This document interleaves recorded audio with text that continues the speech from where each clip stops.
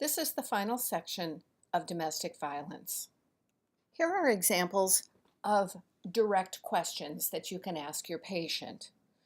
Are there times when you are frightened of your partner? Are you concerned about your safety or the safety of your children? Does the way your partner treats you ever make you feel unhappy or depressed?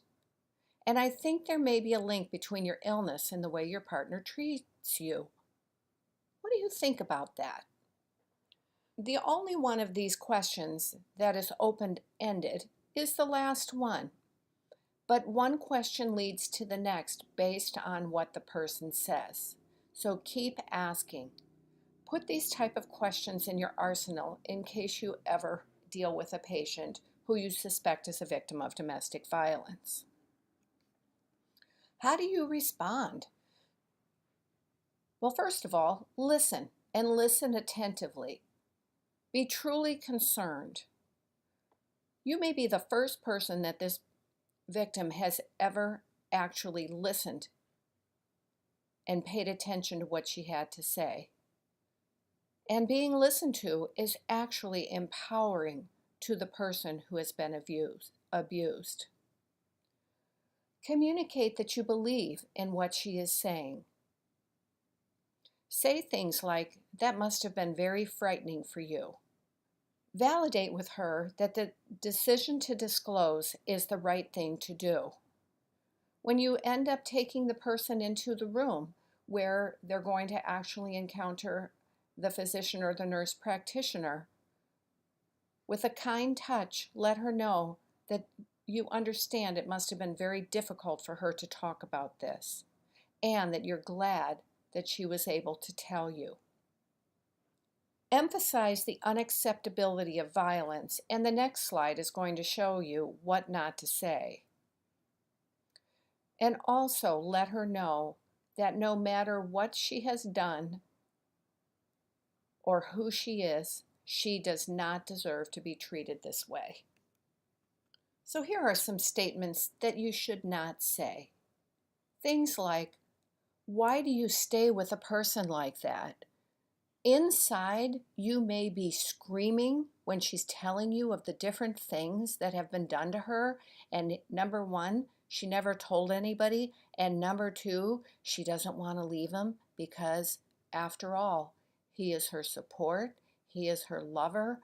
She has no idea what she's going to do without him. What could you have done to avoid the situation? Well, after listening to everything I've already talked about, you know that these women feel completely powerless. They get beaten over again. They are verbally abused. They are torn down to shreds. They have no self-esteem. They have no idea even how they got into the situation. And why did he hit you? This implies that the woman actually did something to deserve being beaten, stabbed, shot, kicked, whatever. So October is Domestic Violence Awareness Month. Just keep that in the back of your head someday.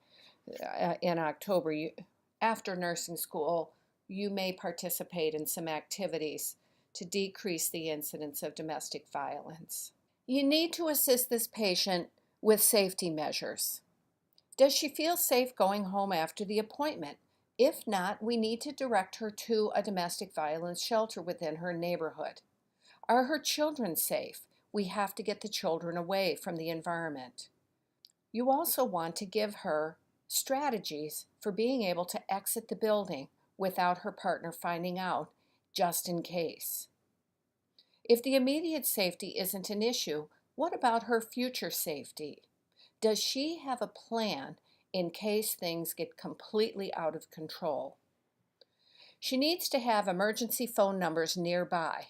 So yeah, she can have the 800 numbers, but she also needs to have her own cell phone. Hopefully she can afford it and it's paid for, or she can have a neighbor that she can turn to in case she needs to get away immediately. Help her develop an emergency plan. Where would she go if she had to leave? Does she have friends or relatives that she can stay with on a temporary basis? How would she get there if she had to go? Would she have to walk? Would she have to run? Does she have money to catch a bus? Does she have her own vehicle? What type of things does she need to take with her? She needs her identification. She needs insurance forms. She may need the birth certificates for her children to prove that she isn't kidnapping them. Who are the people that she should contact for support? And that might include you. You want to document these plans for future reference. Document them for her and give her a copy. Document them in the chart. If you are caring for somebody who is the victim of abuse, you need to report it as a healthcare provider to the authorities. You need to document your findings in the chart. Your documentation is vital. What was her demeanor? What did you see? What did you hear? Make sure that you click on the link that I've posted on Blackboard about the California reporting laws. You are a healthcare provider. Even as a student, you are considered a healthcare provider, and that you know that it is your duty to report. Other things that we can do is increase public awareness of this problem. Yes, we see it on the news every day, but what are we doing about it? You want to continue to read, attend conferences or workshops that address domestic violence. Develop educational programs within your own community. Look around and see what kind of shelters are available in your community or near your place of practice. If you decide to go into education, make sure that domestic violence is included in the curriculum. But the most important thing is, know how to help someone who comes to you.